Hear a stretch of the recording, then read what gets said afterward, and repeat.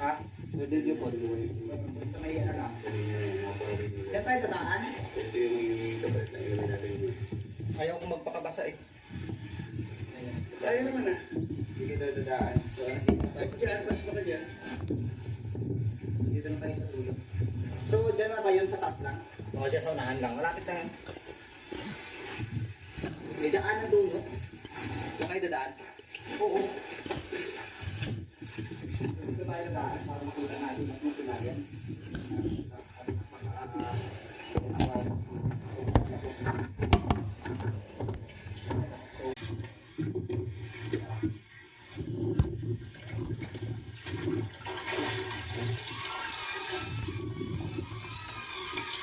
Taas naman.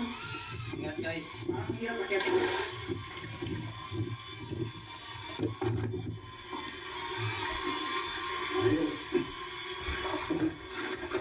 Gating para pauulog tayo dito. Ganda pa? Pero maganda pa talaga ito.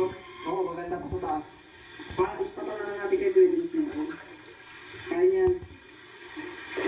Kaya mong parutin doon yan, bro? Pag silipit mo lang dito, iangat ka tapos ang ganda na sa iyo na palibutin mo lang ako.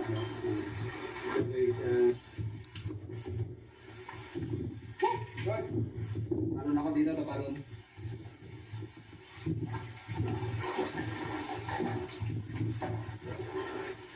Nalinig tayo ng talagang maligo natin. Tatalon!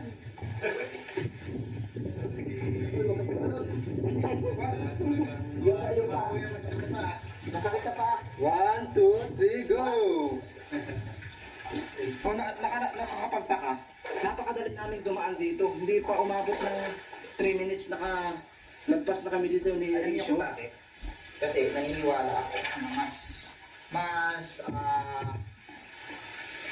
Pag nadulas ako, doon lang ako tatalbog sa hindi, yung isip kasi natin nagiging problema natin minsan. Sige, tuloy mo. Kasi father lang naman yan. Minsan kasi, guys, isip lang natin yung nagkaka-problema sa atin. So, kumbaga, natatakot tayo ng sarili nating emosyon na hindi naman talaga dapat. Pero kailangan natin magdobling ingat dahil siyempre, medyo madulas nga. Pero nung